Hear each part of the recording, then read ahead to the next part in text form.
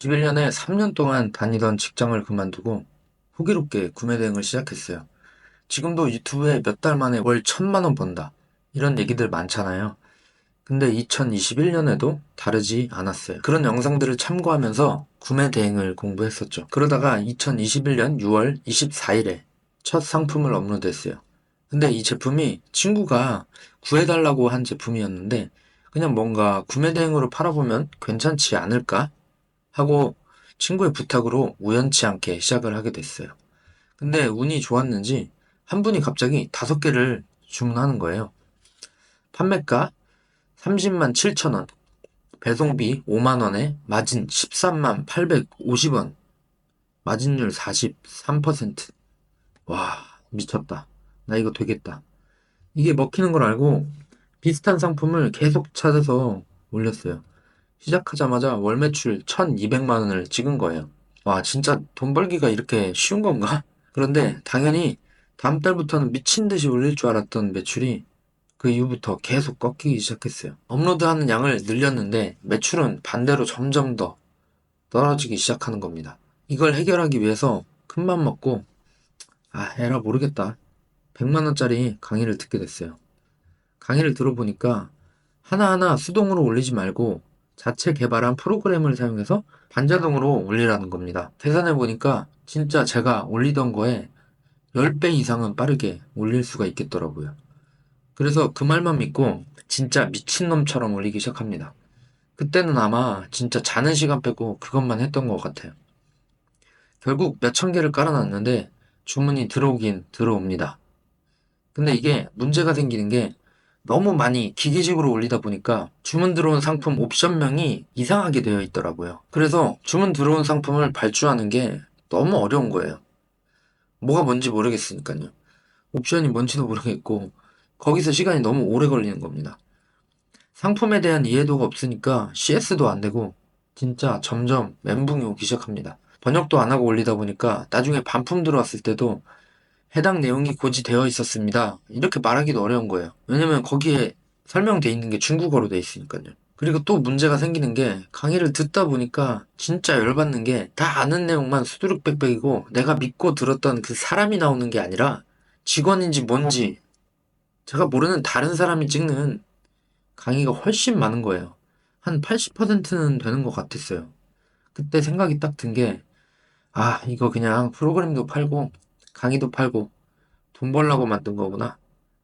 이런 생각이 딱 들면서 정신을 차리게 되더라고요. 강의를 듣게 된 게 더 이상 어떻게 할지 몰라서였는데 지금까지 겪으면서 알게 된 모든 내용을 거의 복습하는 수준의 강의다 보니까 이게 100만 원이나 주고 들을 강의인가? 이런 생각이 들기 시작하면서 화가 나더라고요. 이렇게 여러 가지 일들을 하면서 한 1년 이상을 큰 성과 없이 지나왔습니다. 다시는 직장은 들어가지 않겠다고 다짐하면서 이 악물고 했었죠. 그때 진짜 포기하고 재취업할까 고민을 많이 했습니다. 진짜 더 이상 못 해먹겠다. 이거 돈 벌고 편하게 살고 싶어서 시작한 건데 돈을 벌기는커녕 모아둔 돈이 다 날아가게 생겼더라고요. 절망하고 좌절하는 날들이 늘어갔습니다. 근데 아무리 생각을 해봐도 직장은 가기가 너무 싫었어요. 그때부터 왜 처음에 내 제품이 팔리게 됐는지 집중하기 시작했어요. 이 제품은 처음에 한 소비자라고도 볼 수 있는 내 친구가 직구를 할 줄 몰라서 나한테 부탁했던 제품이었고, 국내에서 판매되고 있지 않은 디자인이었고, 부피가 크기 때문에 국내에서 수입해서 파는 경우가 드문 카테고리였어요. 저는 이때부터 이것과 유사한 제품이나 유사한 카테고리를 찾기 시작했어요. 찾아보니까 생각보다 많더라고요. 특히 가구 쪽이 괜찮아 보였어요. 소파나 이런 것들 중에서 한국에는 많이 없는 디자인만 찾기 시작했어요. 그리고 제품은 무조건 수동으로 하나하나 가공해서 올렸어요. 소비자가 봤을 때 이 제품에 대한 장점을 제대로 이해할 수 있게 상세 페이지를 만들기 시작했고, 이런 것들을 반복하다 보니까 중국어를 자연스럽게 번역하는 의역 능력도 점점 실력이 늘었던 것 같아요. 근데 그게 먹혔을까요? 그때부터 다시 매출이 서서히 올라가기 시작합니다. 그리고 고객 한 명 한 명한테 집중하기 시작했어요. 문의 전화 왔을 때 진짜 최선을 다해서 응대했고, 배대지에 도착하면서 사진과 함께 안내 문구도 보내드렸고, 앞으로는 이렇게 배송이 진행될 예정입니다. 오래 걸리지만 소중한 제품 안전하게 도착할 수 있게 최선을 다하겠다. 이런 메시지를 네이버 톡톡으로 한 분 한 분 보내드렸어요.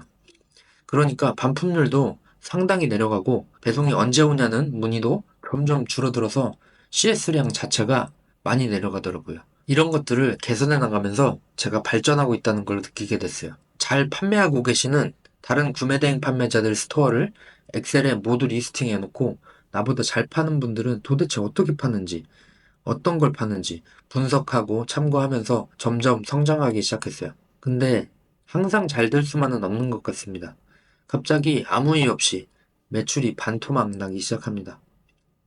불행 중에 다행인 것은 구매 대행으로 300 이상은 꾸준히 벌고 있어서 반토막이 나도 150 정도는 벌고 있었습니다. 다행히 생활비 충당은 되고 있었던 거죠.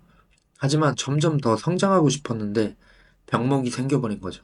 이때 저는 큰 결심을 합니다. 사이즈 색상별로 2개씩만 가져와도 재고 금액이 몇백만 원이 되는 부담감에 미루고 있었던 수입을 해봐야겠다. 이거 구매 대행으로도 팔리는데 가져와서 하루 만에 배송해드린다면 분명 구매하는 고객이 있을 거다. 이런 생각을 하게 됐죠. 저는 어떻게 됐을까요? 그리고 지금 2025년 3월 저는 어떻게 살고 있을까요?